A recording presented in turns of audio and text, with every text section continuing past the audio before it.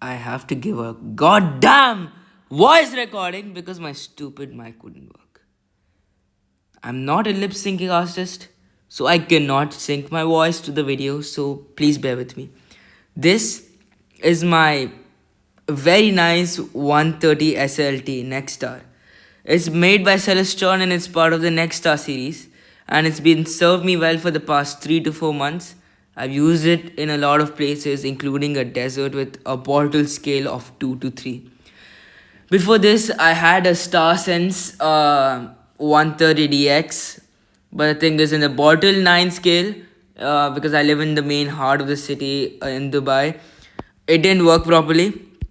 So even with all the alignment, and then after I went to a desert with bottle scale of around 3 to 4, I think 3 to 4 if I'm not wrong. I aligned it before getting to sunset, so it was still light was there, so like alignment was everything nice. 2-3 times I aligned and it didn't work for some reason. It just said, oh, cannot determine position of telescope. So what I did, I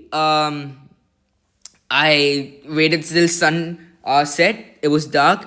I tried again. See, as you can see on the video, I'm trying to figure out why my mic is not working. So I tried to align it again, and it still didn't work. So the whole night was wasted, and my whole mood was gone. So when I got back, I traded that in for this bad boy, or good boy, should I say. It is a really, really good investment in my opinion. I love this telescope. I'm sorry if I'm screaming because I love it so much, but it is not perfect. It has its pros and cons that I'll discuss in this video. So, I don't know what I'm pointing at right now as the finder scope, and I don't know what I'm saying right now because again the mic is broken. And this is my first video, so I'm not a great of a speaker. This is the first time showing my face on the internet, let alone my voice. I have a very squeaky voice for my age. I'm not gonna reveal my age. And why is the camera? Wow! Why is it lagging so much? And ignore the watermark at the bottom right corner because my laptop camera was absolute garbage. So I used my iPad's camera and I relayed it back to my laptop so I could use the mic. I know I'm autistic. I can't throw the terms around. So yeah, I'm yapping about something. I don't know. So I'm just gonna show you. Can I skip forward, bruh? So it's gray in color. It has an aperture of 130 and a focal length of 650. And I'm coming forward for some reason. I don't know why. Okay, now I'm going back. I'm quite lost. Okay, so like the mount is an easy mount and it's really, really stable for an easy mount. Well, there are a few shakes if you just tap it around, but it's not that bad compared to other budget options. I got this over an Orion or a Skywatcher because of the go-to system, but you learn more about it later because it is not perfect. So I am showing around something. I'm getting to some point. Okay, why am I touching it like that? Okay, so that's the finder scope. It projects to infinity. That's the focuser where we can put in eyepieces or whatever. And the little knobs you see behind, those are the screws for collimation. This comes pre-collimated, so like I love it. And the thumbtack looking things in the front, those are also collimators, screws for the secondary mirror. Again, why am I touching it like that? I'm so confused. So yeah, I'm coming forward. That's where I focus, whatever. It's plastic, it's not perfect, but it is what it is. It focuses well. It's like a microscope you see in the biolabs. So if I remove that, oh, it's hard. Oh my god, bruh. It's hard to remove. But yeah, that's a 1.25 millimeter hole to put in eyepieces. This comes with a 9 millimeter and 25 millimeter 1.25 inch this thing eyepieces. So I'll eventually get to unscrewing it. There we go. After I unscrew it, it becomes a 2 millimeter. So I can put in a Barlow, I can put in a bigger lens. Not a lens, my bad, an eyepiece. So there you can see, you can just unscrew that for a Barlow or a bigger thing, or like an astrophoto, astro astro camera. Sorry, I forgot the words. I gotta kill time because my past self is talking too slow. So how was your day, guys? I hope it's been nice. Okay, now I'm screwing the next level. So once I unscrew this, I can put in a T-ring attachment. A T-ring attachment goes on a DSLR, so I can attach my DSLR on there. I tried that once or twice. It worked out pretty well, to be really honest. I'm not much of an astrophoto guy. I like visuals more than this thing. So I think the audio will come back now. So I'll just stop my voiceover.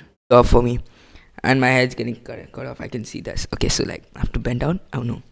So again, it's very easy to use. It's very beginner friendly.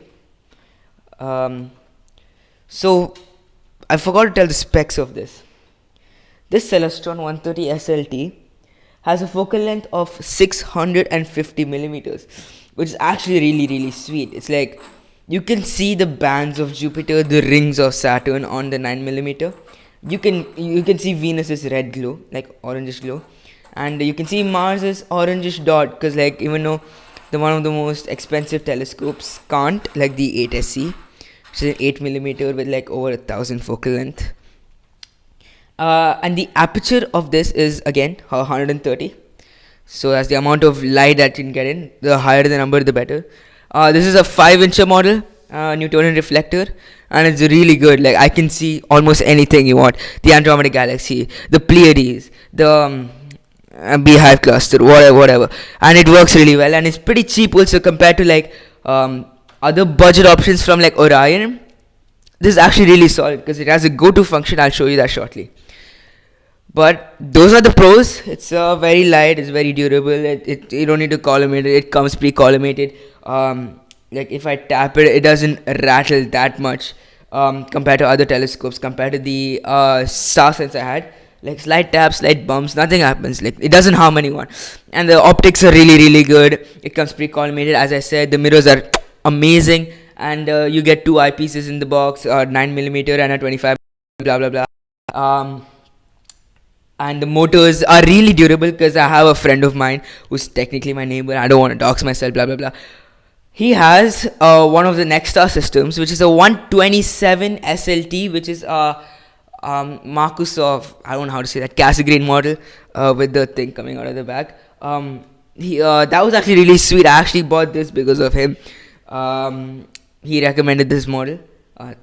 Thank you. I don't want to. Yeah, he may live there also, who knows.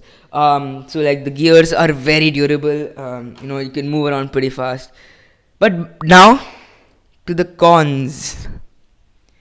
One of the biggest flaws I have with this is the go-to system, the main system. This go-to system is used for every single Nexstar system. Nexstar, TM, Celestron. You know what, I'm just gonna switch it on for you guys. I'm gonna show you I'm gonna show you one of the biggest flaws this has. After every single thing uses this blah blah blah. So scanning, please wait. I don't think you can see that. Let's wait for it. Okay, now I can use these buttons to just move it around, but guess what? It's moving on its own. I can't control it. I cannot control it.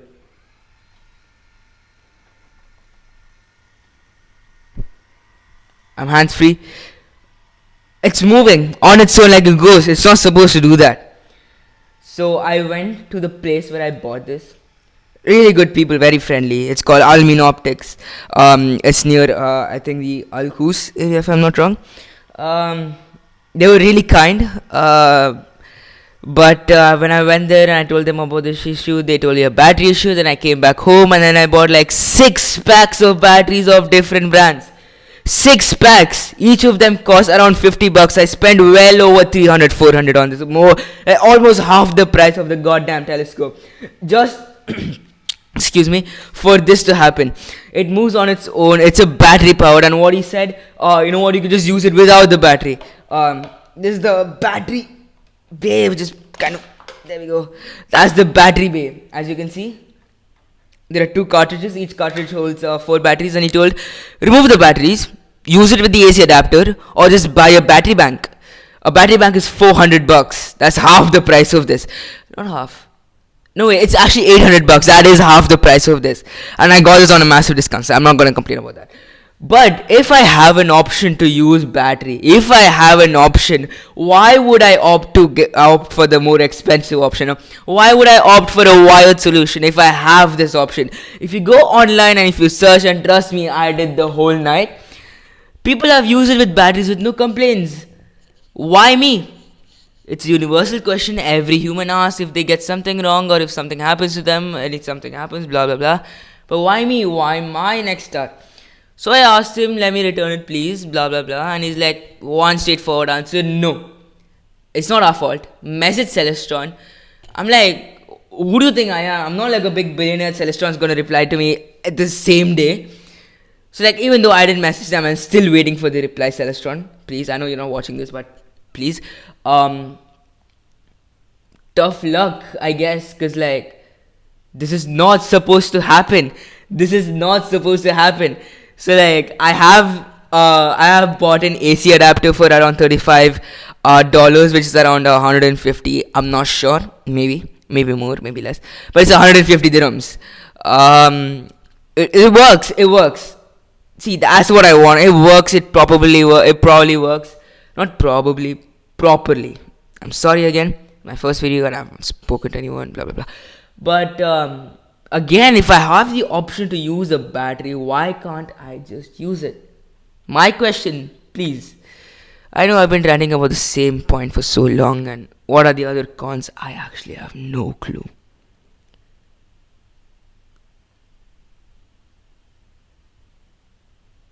That's what I'm gonna say. I don't have any clue. I need a second. It's been 12 minutes. I just checked because my thing is right there. And I think I've ranted enough about this. It's decent. It's actually really good. It's worth the money. If you're gonna get it, please make sure to check if the battery works properly. The battery bay works properly. Because I jury rigged this. These are actually the original cartridges that came. I actually went on to Alibaba and bought similar cartridges. So it was a battery problem. So it is fixable, but if you're willing to wait for that long for the cartridges to ship in, or like if you don't want to buy AC adapter, I just don't recommend it. Just for that sole reason. Other than that, the go-to is absolutely insanely good. That video will be up after this video. I filmed that over a month ago, that video, but haven't gotten around to posting it. Well, tomorrow is my computer science exam, and I'm standing here doing this. It's not like I'm a very A plus student or whatever, but hey, I finished my portions. I studied the whole day. What do you want me to do? I don't want to just sit around, watch Netflix, Squid Game, blah blah blah. I want to do something. Like, I know this channel is gonna fail. I know nobody's gonna watch this. I know my editing will suck. I talk about one point for way too long, but I know all of that. But still, I'm bored. A guy's got to do what he's got to do. I don't know why I said that. But final verdict, get it. It has way more pluses than minuses. For me, it only has one minus, just the battery bay and that thing. And the alignment, 3-star alignment for these AZ mount, which I told you again, a very solid mount. So, should I just end the video now? I just can't tell. I look so fat, bruh. I gotta lose some weight. Well, thank you guys for watching this. This is the first time I'm looking directly at the camera for more than 2 seconds. Okay, I looked away. Thank you guys for watching this. And maybe this gets uploaded. Maybe not. I actually don't know. But I will see you maybe in the next episode. Take care.